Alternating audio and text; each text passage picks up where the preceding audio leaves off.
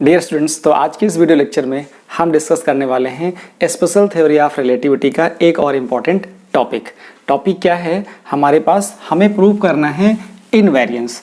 अब इनवेरिएंस में क्या क्या आएगा? इनवेरिएंस में लेंथ आएगी, इनवेरिएंस में लेंथ आएगी, इनवेरिएंस में वेलोसिटी आएगी, इनवेरिएंस में एक्सेलरेशन आएगा और इनवेरिएंस में ही हम प्रूफ करना ये भी सीखेंगे कि invariance of Newton's laws of motion. तो हम न्यूटन लॉज ऑफ मोशन में सभी लॉज को हम प्रूफ नहीं करेंगे इनवेरिएंस। देखिए एक्चुअली में क्या होता है कि जो न्यूटन का सेकेंड लॉ है वो रियल लॉ है। Newton second law contains first law as well as third law. तो न्यूटन सेकेंड लॉ का जो मैथमेटिकल फॉर्म है F=ma, हम उसी को प्रूफ कर देंगे कि इनवेरिएंस है तो हमारा प्रूफ हो जाएगा। तो पहले क्या प्रूफ करेंगे? इनवेरिएंस ऑफ लेंथ या पोजीशन, ठीक है, या डिस्टेंस। तो इनवेरिएंस का मतलब पहले मैं समझा दूं कि हम दो फ्रेम लेंगे। क्या लेंगे? दो फ्रेम लेंगे और दोनों फ्रेम से हमारा ऑब्जर्वेशन होगा और देखेंगे कि लेंथ में कोई चेंज नहीं आ रहा है, तभी हम बोलेंगे कि इनवेरिएंस ऑफ लेंथ। पहले तो फिगर के बारे में समझते हैं क्या है हमारा यहाँ पर जो कंसीडरेशन है कि दो फ्रेम है। कैसे फ्रेम है? इनर्शियल फ्रेम है। तो मैंने देखिए पहले टॉपिक क्या लिखा है, गैलीलियन इनवेरिएंस ऑफ लेंथ। या कभी कभी आपको ऐसे भी हो सकता है क्वेश्चन कहा जा सकता है prove that length is invariance under Galilean transformation equation या गैलीलियन ट्रांसफॉर्मेशन। तो उसके लिए आप क्या लेते हो? यहाँ देख रहे हो आपके पास दो फ्रेम है, दोनों फ्रेम कैसे हैं? इनर्शियल फ्रेम है, ठीक है, सॉरी। तो आप पहले लिख लीजिए, मैं साथ साथ बताता जा रहा हूं कि यहाँ पे आप कर क्या रहे हो। यहाँ पे क्या लिखना है आपको? लिखना है यहाँ पर कंसीडर टू इनर्शियल फ्रेम। कौन कौन से? Frame S and S dash. हमने कंसिडर कर लिए हैं टू इनर्शियल फ्रेम S और S डैश। क्या है? Having coordinates. कौन से कोऑर्डिनेट्स हैं? कार्टेशियन कोऑर्डिनेट्स है। Having Cartesian coordinates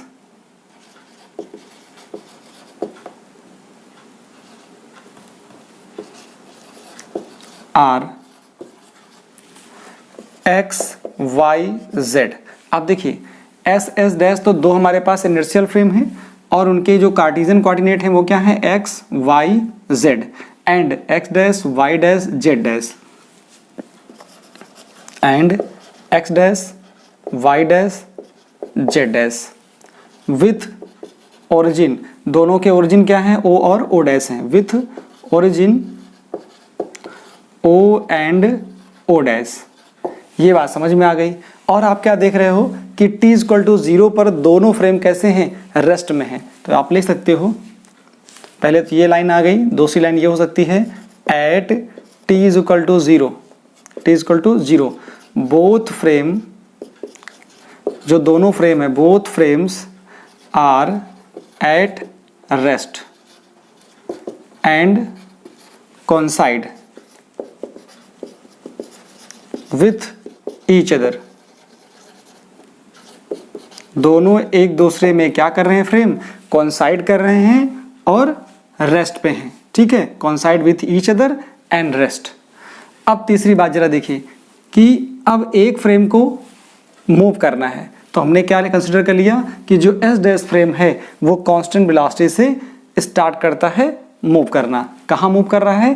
along the positive direction of X axis. तो आप क्या लिखोगे? थर्ड पॉइंट में क्या आ जाएगा? Let frame S dash start moving along positive direction of X axis, positive direction of X axis with constant velocity. हमने constant velocity कितनी ले ली है? v0। हमारे पास जो कांस्टेंट वेलोसिटी है वो क्या है? v0। तो जो S डैश फ्रेम है वो v0 वेलोसिटी से, कांस्टेंट वेलोसिटी से मूव करता है। और हमने क्या लिया है? एक रॉड लेनी है कोई पोजीशन लेनी है, कोई डिस्टेंस लेनी है और उसी को शो करना है कि ये इनवेरिएंट होता है। समझ गए? इनवेरिएंट अभी भी नहीं पता चला होगा कि इनवेरिएंट क्या होता है, थोड़ा सा वेट करिए, लैंग्वेज में लिख देता हूँ पहले, ठीक है। क्या आ जाएगा? फोर्थ पॉइंट हमारे पास क्या आ जाएगा? Consider a rod, consider a rod AB of length L, क्या लेंथ है? L, placed parallel to the x axis, इसको x एक्सिस के पैरेलल रख दिया गया है। अब जरा देखिए, इस रॉड के पास दो एंड हैं, and A and and B, दो एंड हैं। तो मैं क्या लिखने जा रहा हूं? यहां लिखूंगा x कोऑर्डिनेट ऑफ, क्या लिखूंगा? x coordinate of, x coordinate of and या point A and B for frame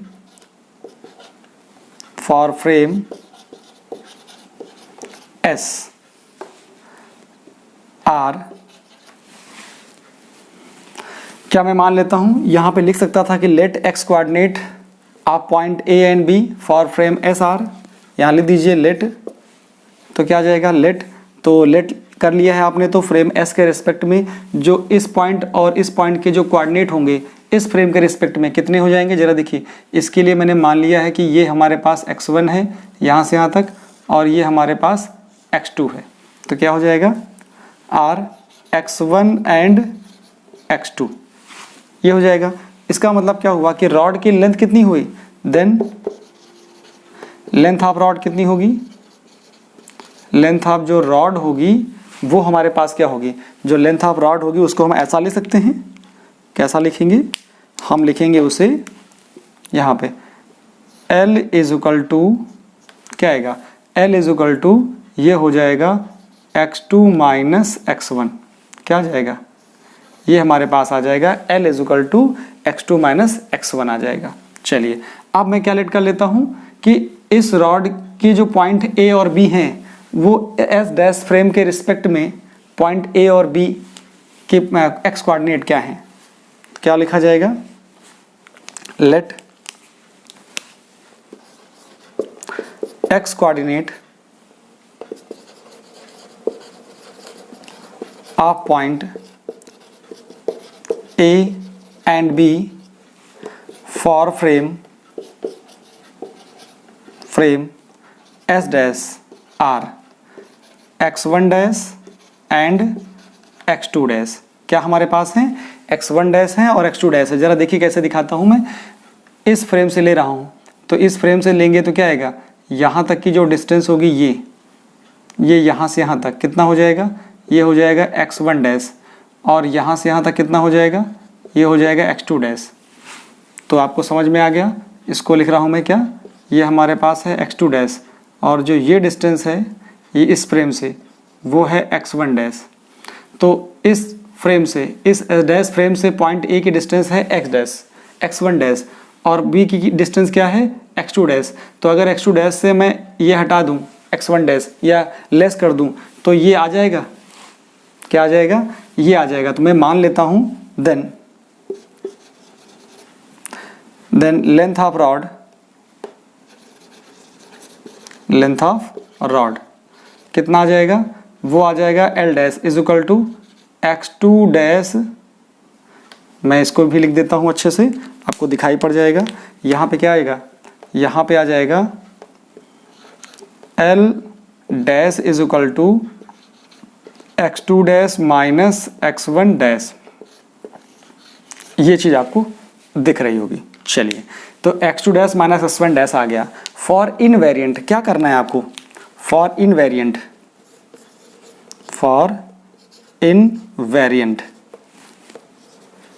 या फॉर इनवेरिएंट या फॉर इनवेरिएंस क्या लिखोगे? इनवेरिएंस क्या प्रूव करना है? जो L डैश है that will be equal to L। अगर L डैश की वैल्यू L के इक्वल आ जाए, ठीक है, तो क्योंकि L डैश क्या है? रॉड की लेंथ है जो एस डैश फ्रेम से ऑब्जर्व की गई है, और एल क्या है, लेंथ ऑफ रॉड है जो एस फ्रेम से ऑब्जर्व की गई है। अगर दोनों फ्रेम से ऑब्जर्व करने पर लेंथ सेम आ जाए तो इसका मतलब है कि जो हमारी लेंथ ऑफ रॉड है या कोई पोजीशन है या कोई डिस्टेंस है वो इनवेरियंस होती है for all inertial frame of references, क्योंकि ये दोनों के दोनों फ्रेम कैसे हैं, इनर्शियल फ्रेम है। तो यहाँ क्या लिखा जा सकता है, यहाँ पे मैं लिखूंगा, देखिए अब क्या लिखूंगा, बाय यूजिंग, क्योंकि मुझे ये प्रूव करना है, ठीक है। तो क्या लिखूंगा, बाय यूजिंग, यहाँ पे लिखूंगा मैं बाय यूजिंग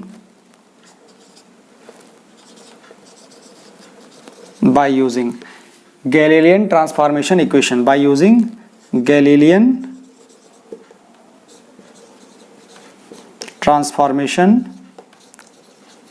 इक्वेशन। क्या होती है आपको पता होनी चाहिए गैलीलियन ट्रांसफॉर्मेशन इक्वेशन, क्योंकि गैलीलियन ट्रांसफॉर्मेशन इक्वेशन के अंडर ही आपको प्रूव करना है कि जो लेंथ होती है, जो पोजीशन होती है, जो डिस्टेंस होती है वो कैसी है, इनवेरियंस। तो जरा देखिए हमको क्या यूज करना है यहाँ पर, x dash is equal to x minus v nought, यहाँ पे आएगा वी नॉट टी आ जाएगा। अब ये वी नॉट टी है क्या एक्चुअली में, जरा यहाँ देख लीजिए कि जो एस डैश फ्रेम है वो इस फ्रेम से वी नॉट वेलोसिटी से चला था और टी टाइम पे वो यहाँ पहुँच गया है। इसका मतलब क्या है कि ये जो डिस्टेंस है ये है वी नॉट टी डिस्टेंस, ये इनके बीच की डिस्टेंस है, ठीक है। तो ये वी नॉट टी डिस्टेंस होगा कैसे, कैसे आया था ये रिलेशन, ये तो गैलीलियन ट्रांसफॉर्मेशन इक्वेशन में हम लोग स्टडी कर चुके हैं। अभी तो फिलहाल डायरेक्ट लिखना है, ये रिलेशन होता है। यहाँ से आप क्या लिख सकते हो, यहाँ से दो स्टेप लिख सकते हैं। पहला तो ये देखिए, यहाँ से क्या आ जाएगा, यहाँ से एक स्टेप ये आएगा कि x1 डैश कैसे लिखा जाए।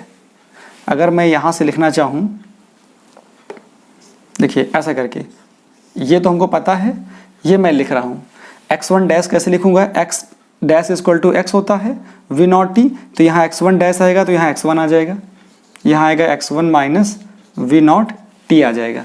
ऐसे ही अगर मैं लिखूँ, क्या लिखूँ, x2 डैश, तो क्या आएगा, x2 minus v not t आ जाएगा। अगर मैं आपसे ये पूछूं, जरा मुझे बताओ कि x2 dash minus x1 dash कितना होगा, तो आप क्या देखोगे, दोनों की वैल्यू यहाँ पे डिफरेंस कर दोगे तो ये आ जाएगा x2 minus v not t minus ये क्या आ जाएगा, ये आ जाएगा x1 minus v not t आ जाएगा। और इसको ओपन करोगे तो क्या आएगा, यहाँ से आ जाएगा x2 dash minus x1 dash is equal to x2 minus v not t minus x1 plus v not T.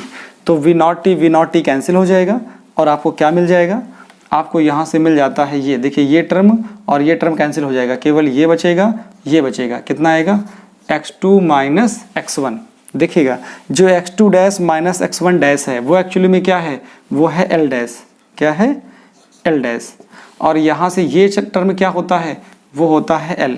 इसका मतलब क्या हो गया, लेंथ या फिर पोजीशन, या फिर आप लिख सकते हो यहाँ पे लेंथ जो है वो इनवेरियंस है, या पोजीशन इनवेरियंस है, या डिस्टेंस इनवेरियंस है। इसका मतलब क्या हो गया, hence length is invariance under Galilean transformation. क्या लिखा जाएगा, hence length is invariance under Galilean transformation equation. यही लिखना है सिर्फ आपको, ये लिखा मैंने क्या, गैलीलियन ट्रांसफॉर्मेशन इक्वेशन। तो इतनी बात आप लिख देंगे तो इस तरह से आपका ये डेरिवेशन हो जाता है कि how we prove Galilean invariance of length या पोजीशन, या फिर डिस्टेंस भी लिखा हो तो भी कोई प्रॉब्लम नहीं है। यहाँ पे डिस्टेंस भी लिख सकते हैं आप, डिस्टेंस, ठीक, इसको नोट कर लीजिए। इसके बाद हम लोग ये डिस्कस करते हैं कि कैसे ये प्रूव किया जाए कि जो वेलोसिटी है, Galilean invariance of velocity, then acceleration, then laws of motion. इसको नोट डाउन कर लीजिए। तो अब देखते हैं कि Galilean variance of velocity actually में जो वेलोसिटी है वो वेरिएंस होती है, क्योंकि हम अभी देखेंगे कि एस फ्रेम में हमारी वेलोसिटी यू होगी और एस डैश फ्रेम में जो हमारी वेलोसिटी है पार्टिकल की वो है यू डैश। अगर ये दोनों सेम आ जाते हैं, अगर ये दोनों सेम आ जाते हैं एस फ्रेम से भी और एस डैश फ्रेम से भी, तो वेरिएंस हो जाता है, सॉरी इनवेरिएंस होगा। लेकिन अगर सेम नहीं आएगा तो क्या होगा? अगर सेम नहीं आएगा इसका मतलब वो वेरिएंस है या वेरिएंट कह सकते हैं। वेरिएंस के लिए क्या जरूरी है कि सेम ना आए, इनवेरिएंट का मतलब है सेम आ जाए। अगर हम ये प्रूफ कर ले जाएं तो समझ में बात आ जाएगी। तो देखिए इसको मैंने नहीं हटाया, क्यों? क्योंकि हमारे पास ये पहले का कंसिडरेशन है ऑलरेडी, इसमें भी करना पड़ेगा और इसके बाद का जो डेरिवेशन समझेंगे उसमें भी करना पड़ेगा। क्या है? एस एस डैश हमारे पास दो इनर्शियल फ्रेम ऑफ रेफरेंस हैं, ये यहाँ पे लिखे हुए हैं, इनर्शियल फ्रेम ऑफ रेफरेंस है। और in inertial frame of reference के जो कोऑर्डिनेट एक्सेस हैं वो आपके पास ये हैं और ये हैं। एक एक्स वाई जेड है और दूसरा x dash y dash z dash है। दोनों के ओरिजिन ओ और ओ डैश हैं, ठीक है। टी टाइम ये टी इक्वल टू 0 पर क्या है? टी इक्वल टू 0 पर ये कोइंसाइड कर रहे हैं और रेस्ट में हैं। लेकिन time t equal to t पर क्या होगा कि एस डैश फ्रेम क्या होगा? आगे निकल चुका होगा और एस फ्रेम रेस्ट पे होगा। तो आपको ये पता है कि जो इनर्शियल फ्रेम होते हैं या तो रेस्ट पे होते हैं या कांस्टेंट वेलोसिटी से मूव करते हैं, तो दोनों के दोनों फ्रेम इनर्शियल फ्रेम है। अच्छा, और क्या चीज़ है? हमने एस डैश को मान लिया है कि start moving along the positive direction of x axis with constant velocity v naught, इतना मान लिया। अब यहाँ पे एक चीज़ माननी पड़ेगी कि u और u डैश क्या है। Let u and u dash are the velocity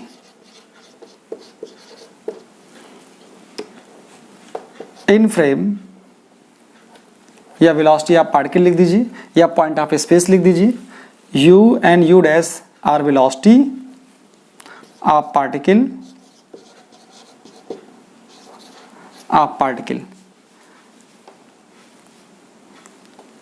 eight time t, at time t equal to at time t equal to t for reference for the frame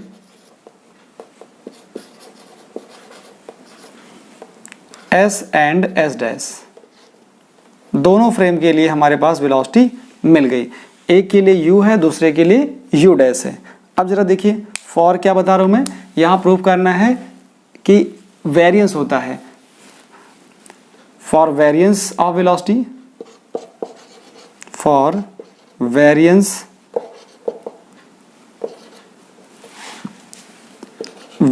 of velocity क्या होगा? Variance of velocity का मतलब ये हो गया है कि u dash not equal to u आना चाहिए। अगर आया तो ये हो जाएगा वेरिएंस, अगर दोनों इक्वल आ जाएंगे तो हो जाएगा इनवेरिएंस। तो मैं क्या करता हूँ, कैसे प्रूव करना है?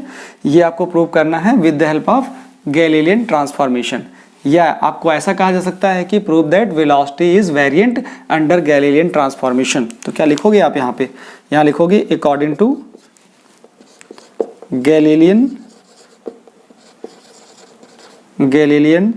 ट्रांसफॉर्मेशन इक्वेशन क्या होती है? देखिए होती तो बहुत सारी हैं, 4 होती हैं। क्या हो जाएगा? एक्स डैश निकालेंगे, वाई डैश निकालेंगे, जेड डैश निकालेंगे एंड टी डैश निकालेंगे। लेकिन हमको क्या चाहिए? क्योंकि हमारा जो मोशन है, motion is only along x direction है, ठीक है। तो यहाँ क्या हो जाएगा? यहाँ मैं लिख सकता हूँ x dash equal to x minus v not t आ जाएगा। क्या आ जाएगा? वी नॉट टी आ गया। हमें वेलोसिटी चाहिए तो क्या करना पड़ेगा? इसको डिफ्रेंशिएट करना पड़ेगा। डिफ्रेंशिएट कर दीजिए, क्या आ जाएगा? Differentiate with respect to t कर दीजिए डिफ्रेंशिएट, तो क्या मिल जाएगा आपको? मिलेगा d x dash by d t, ये आएगा। यहाँ से क्या मिलेगा? ये मिलेगा d x by d t. यहाँ से क्या मिलेगा? वी नॉट, टी का हो जाएगा 1। देखिए यहाँ पे हम लिख सकते हैं कि वी जो हमारे पास यू डैश है वो क्या है, यहाँ पे लिखा जा सकता है क्या? यहाँ पे ऐसे मैं कर देता हूँ, थोड़ा बचेगा पार्ट इधर कर दूंगा। Let u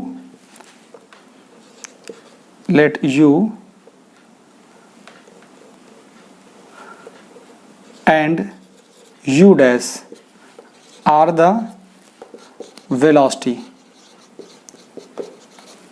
in frame s and s dash।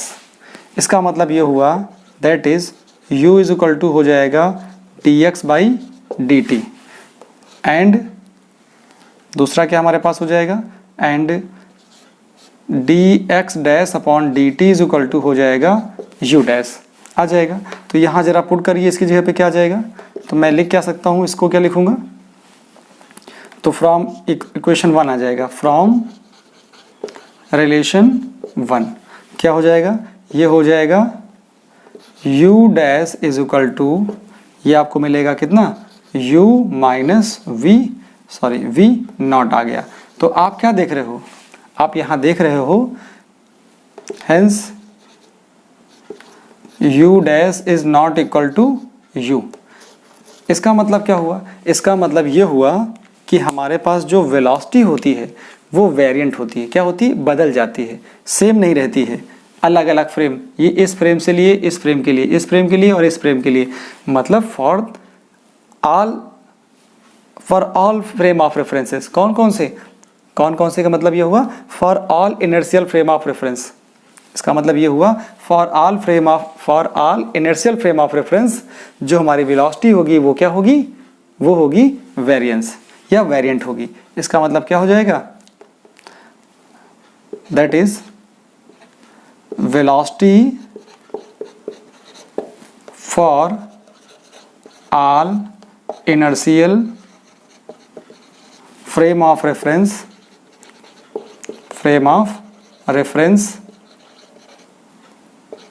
Is variant या variance velocity for all inertial frame of reference is variance. तो ये आपने इस तरह से प्रूव कर दिया, इसको भी नोट डाउन कर लीजिए। इसके बाद हम लोग ये समझेंगे कि गैलीलियन वेरिएंस नहीं करेंगे, अब की बार क्या प्रूव करेंगे, क्योंकि एक्सेलरेशन जो होता है वो इनवेरिएंस होता है।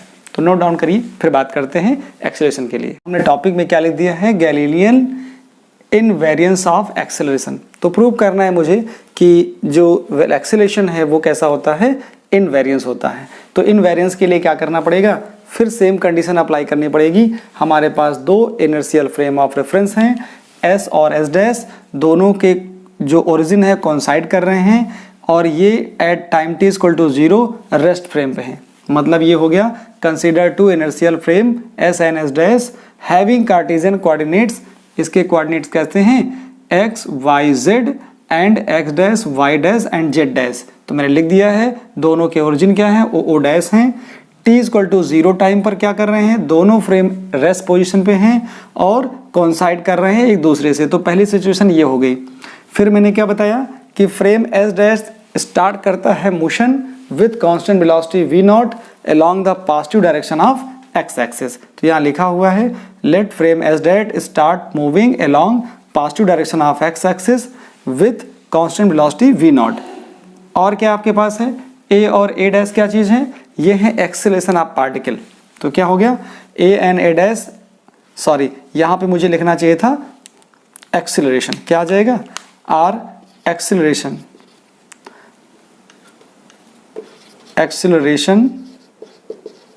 Of particle at t equal to t for the frame s and s dash. तो s फ्रेम के लिए एक्सेलरेशन हमारे पास पार्टिकल का a है और s डैश फ्रेम के लिए क्या हो जाएगा a डैश हो गया।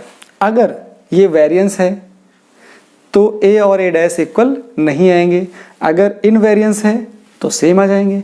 तो प्रूव क्या करना है, इनवेरिएंस। तो मैं क्या लिखूंगा, यहाँ पे मुझे लिखना है for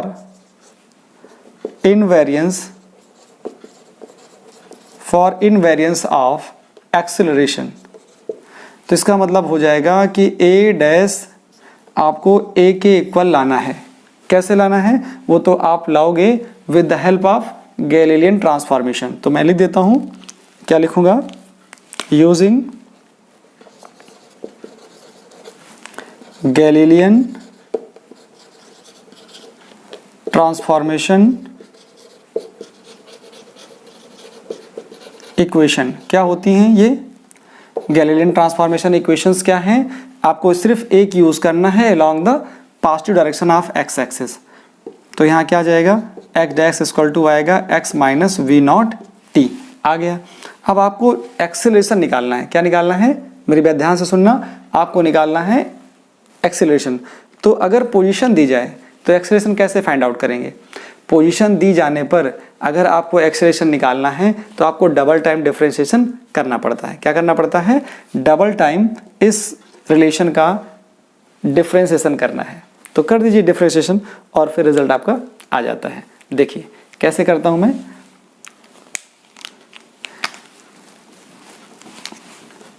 differentiate with respect to t कर दीजिए। तो क्या आ जाएगा यहाँ से आ जाएगा dx dash upon dt is equal to आ जाएगा dx upon dt minus v naught आ जाएगा।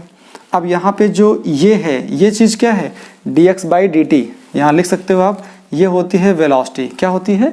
वेलोसिटी होती है। चलिए यहाँ लिख दिया जाता है let dx dash upon dt is equal to u dash and dx upon dt is equal to हो जाएगा u। तो ये जो इक्वेशन है, इक्वेशन फर्स्ट क्या हो जाएगी? इक्वेशन फर्स्ट विल बी हो जाएगा मेरे पास, now equation first will be, इसको क्या लिखा जाए? इसको लिखा जाएगा ये u dash is equal to u minus v naught आ जाएगा। अब क्या हो जाएगा? इक्वेशन सेकेंड आ गई। तो अब सेकेंड इक्वेशन का डिफरेंशिएशन कर दीजिए। तो क्या लिखा जाएगा? On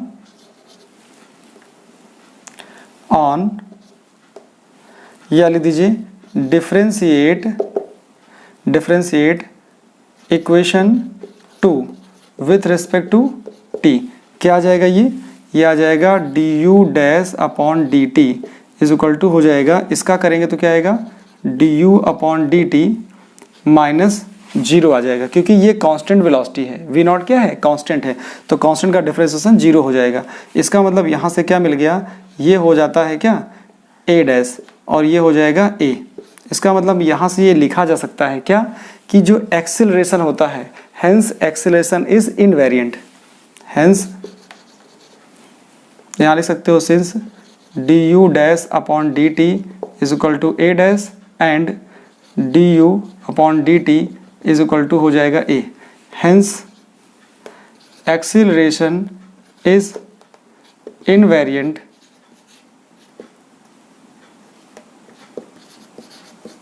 under Galilean transformation equation.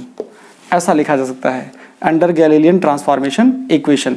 लेकिन यहीं पर इस बात को अगर आपको प्रूफ करना होता, क्या प्रूफ करना होता? प्रूफ करना होता कि आप प्रूफ करिए कि गैलीलियन क्या होता है? Galilean invariance of. इसे मैं थोड़ा सा मैं चेंज कर देता हूँ। देखिए अगर यहाँ पे पहले स्क्रीनशॉट ले लीजिए फिर मैं बताऊँ, ठीक है? देखिए यहाँ से अगर यहाँ लिखा होता Galilean invariance of Newton laws of motion, क्या लिखा होता? Newton laws of motion.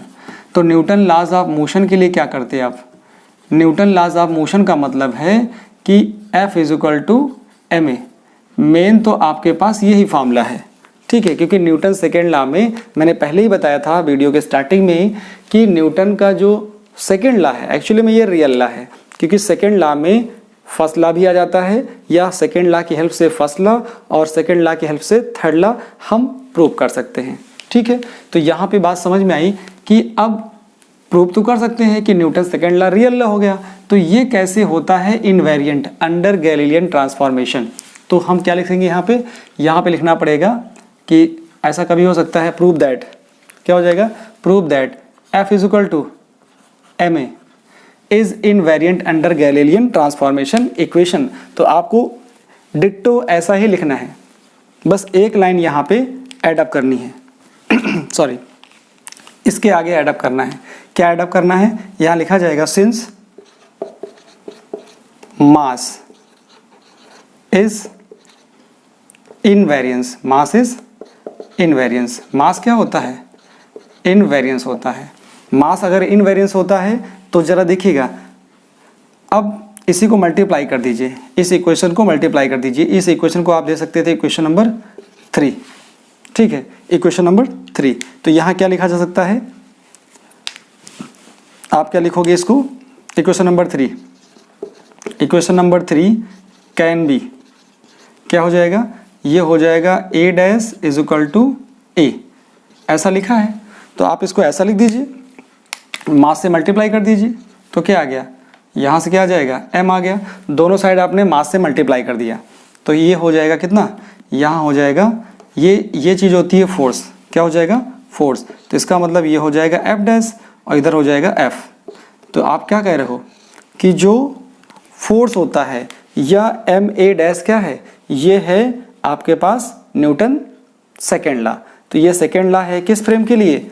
M A dash है एस डैश फ्रेम के लिए और एम ए क्या है? एस फ्रेम के लिए। तो इसका मतलब न्यूटन सेकेंड लॉ क्या हो गया? यहां लिख देता हूं मैं, hence since M A dash is for S dash frame and MA is for S frame। मैंने लिख दिया, छोटा छोटा से आपको समझ में आ गया। यहां से क्या लिखा जा सकता है? सिर्फ ये लिखा जा सकता है hence Newton second law is invariant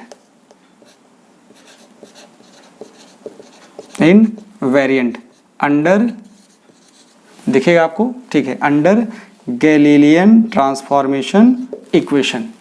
ठीक है, इतना आपको लिखना पड़ता अगर आपको ये प्रूव करना होता Newton's laws of motion is invariant under Galilean transformation equation. तो होपफुली आपको सारी चीज़ें समझ में आ गई होंगी। सिर्फ आपको एक चीज़ मिल गई, देखिए जो आपके पास वेरिएंट है वो है वेलोसिटी, ठीक है, जो वेरिएंट है वो वेलोसिटी। आपने देखा पोजीशन या लेंथ इनवेरिएंट, एक्सेलेरेशन इनवेरिएंट, जो आपके पास न्यूटन लॉज ऑफ मोशन आए वो भी इनवेरिएंट, कब? Under Galilean transformation equation. तो स्क्रीन पॉज करिए और इसे नोट डाउन कर लीजिए।